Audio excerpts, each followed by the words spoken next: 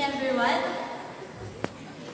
We would like to thank the COPUP and also the Philippine Psychiatric Association for giving us this short time to share to you also our support group.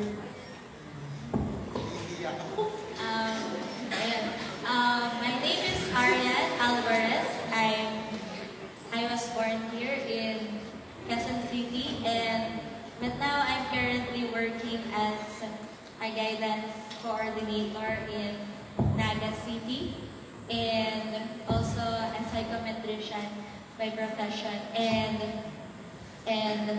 my heart also beats for mental health advocacy. And I am Kenneth Ian. You can call me Ian for short. Actually, I'm not a psych graduate, but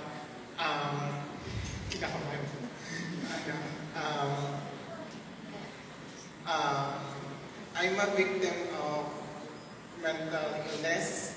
So I decided, ngayong nakabangon ako kunti, pero may mga times pa rin na inaatake ako ng illness ko. I decided to bring the mental health hour. It is actually sa Cebu siya. Sa Cebu siya nag-start. Tapos, galing kasi ako ng Cebu. So, nung nalaman nila na babalik na ako dito sa Maynila, I decided to bring the mental health hour dito sa Manila. Mental health hour is actually a listening movement for those who are suffering from mental illness. Hindi siya counseling, hindi siya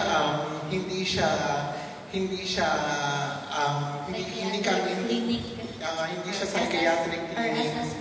Parang ano lang siya, kasi mostly sa mga victims na tulad namin, dahil sa stigma ng society ngayon, hindi nila kayang i-release sa friends nila or sa family nila yung mga pinagdadaanan nila.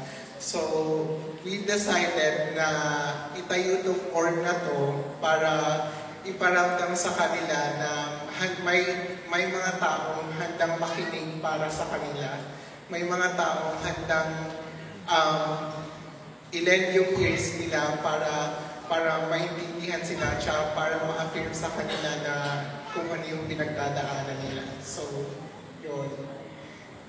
Tapos, actually, nagsa-start pa lang kami ngayon. And we need volunteers who are determined and who are willing to help us na i-spread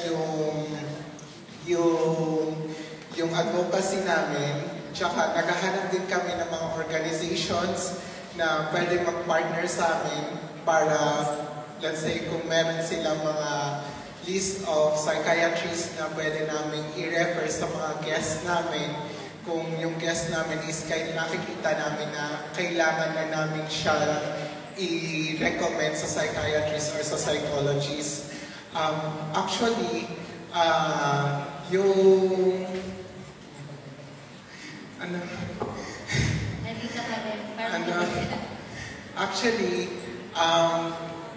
kailangan namin ng mga confidants tsaka mga core members. Yung mga confidants, yun yung parang every Saturday, kasi every Saturday yung session namin, 3 to 6 p.m. sa may, saan yun?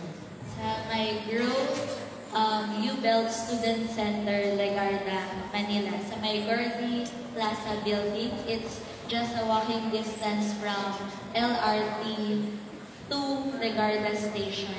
Or near din siya sa Menjola, walking distance lang. Pag may nakita kayo,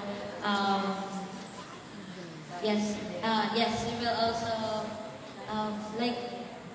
mayroong pizza dun, diba? Yung parang... May bonchon, tsaka may mineski. Yeah, yung Domino Pizza, yung landmark nung pinaka-Gordy Plaza building.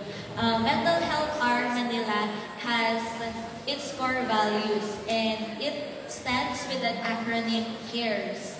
CARES.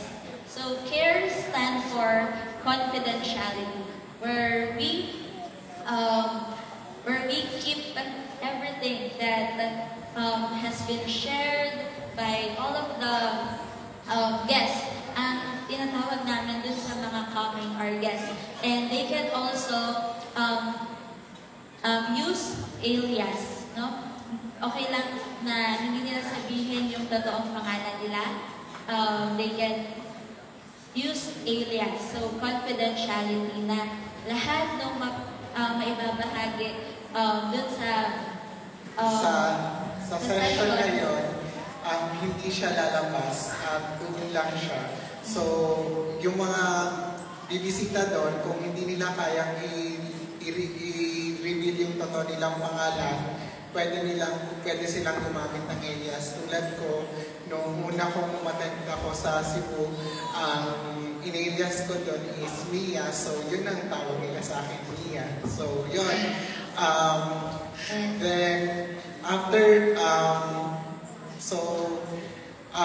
kailangan namin ng mga confidants. Yung mga confidants, yun yung mga willing to listen every Saturday, yung willing na umattend sa session. Sila yung mga makikinig sa session every Saturday kung may mga pupuntang guest. So far, 2 pa lang kami, tapos wala pa kami na bubuong session kasi kulang pa nga kami ng mga volunteers, confidants, siya, core members.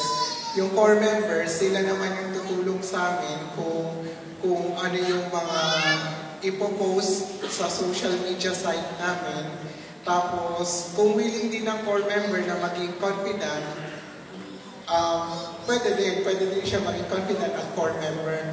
Pwede din confidant lang, pwede din core member lang. Depende sa as long as dedicated sila at handa silang makinig sa mga pinagdadaanan ng mga mental ill victims. Yes. Okay, ipopromote ko na lang din yung pinaka-main namin. So, meron na kaming 3 branches na yung mental health are dito sa Philippines. Yung pinaka-main branch namin is Mental Health R Cebu. You can visit the page na Mental Health R Cebu. Tapos, meron na din kaming Mental Health R Cagayan de Oro. Tapos, meron yan, Mental Health R Manila. So, isearch nyo lang sa Facebook, Mental Health R Cebu, Mental Health R Cagayan de Oro, Mental Health R Manila. So, yun, pwede nyo i-like, tsaka pwede rin kayo mag-message kung willing kayo mag-volunteer. Wala pa. Facebook pa lang. Soon, Instagram yata.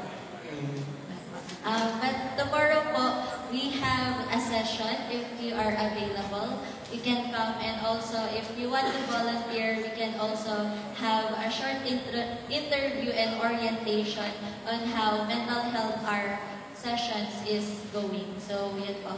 And kung willing kayo maging volunteer, just approach us after this seminar para isama namin kayo sa listahan na pupunta bukas. My name is Arian Alvarez. You can call me Mia Ken for sure. Yes. Thank you very much po. Mia Ken, hindi ka victim, survivor ka. Survivor. Very, very brave. Thank you very much for partnering with us for mental health. Thank you, guys. So, search nila sa Facebook, Mental Health R, Manila, Cebu, and Cagayan de Oro.